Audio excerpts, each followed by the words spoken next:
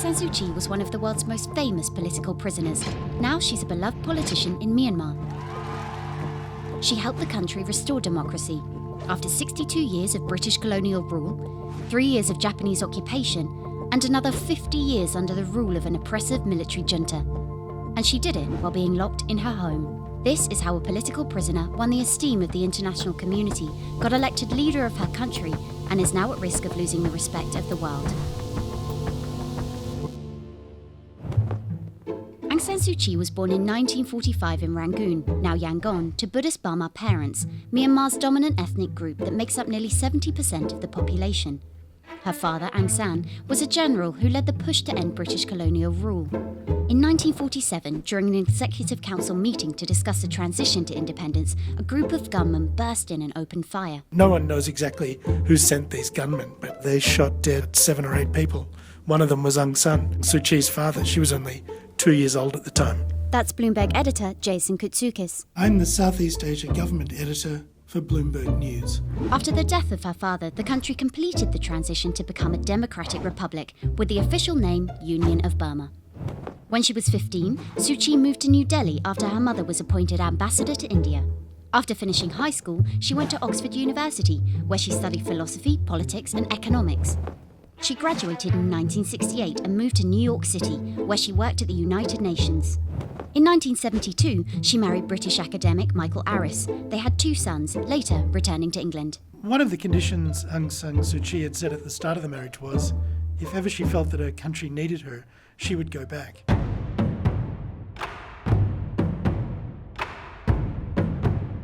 In 1988, Suu Kyi did return to Burma after her mother suffered a stroke. While there, she became involved with a student protest movement that was rising up against the military regime. What we want the military to do is to keep out of politics. We don't want the military to split up. We want the armed forces to keep together, but to keep out of politics. You know, this movement was building, and you could see which way the wind was blowing. It wasn't just luck. She just happened to be there. You know, this was definitely something that she always felt deeply about. The Liberation leader's daughter tapped her father's contacts and formed a political party, the National League for Democracy. Soon afterwards, she was elected as Secretary General.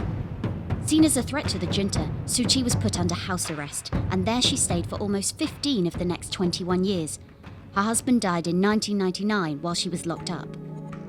She received the international media when she was under house arrest, and she was very successful in creating a brand. She's one of those real standout figures from the 1980s and 1990s who won a Nobel Peace Prize. Propelled by international pressure, the government finally released Suu Kyi on November 13, 2010. 5 years later, the NLD swept to power in elections and she finally took charge of the country. Constitutionally barred from becoming president for being the mother of foreigners, a provision apparently inserted by the military specifically targeting her, Suu Kyi instead took the title of State Councillor. I think that it's probably no longer applicable to say she's the de facto leader of Myanmar, because in practice, she really is the leader of the country. Her popularity and authority has not been questioned, until now. The Nobel Peace Prize she won in 1991 while under house arrest was for her non-violent struggle for democracy and human rights. Although the scope of her control over the military is unclear, she is facing calls from petitioners to be stripped of the award for not doing enough to stop the repression and forced exodus of the Rohingya, a Muslim minority living near the Bangladesh border. More than 600,000 Rohingya have fled into Bangladesh since August. The United Nations has called it ethnic cleansing, while Suu Kyi and the military say they are seeking to root out terrorists. I think there is a sense of bewilderment among most people in Myanmar at the response to the Rohingya crisis. They see the Rohingya as a people who don't belong in their country, and they just cannot understand why Myanmar is being criticised so harshly overseas. Suu Kyi is resisting growing international pressure to denounce the alleged human rights abuses committed against the Rohingya. Instead, she's showing a more ruthless determination to hang on to power, no matter what cost to her international reputation. The government has been making every effort to restore peace and stability and to promote harmony between the Muslim and Rakhine communities. She's come down decisively in favour of majority public opinion on this issue. That's one of the reasons she's remained so popular at home throughout this crisis. The same global audience that transformed her into a political star is now demanding she take a stand.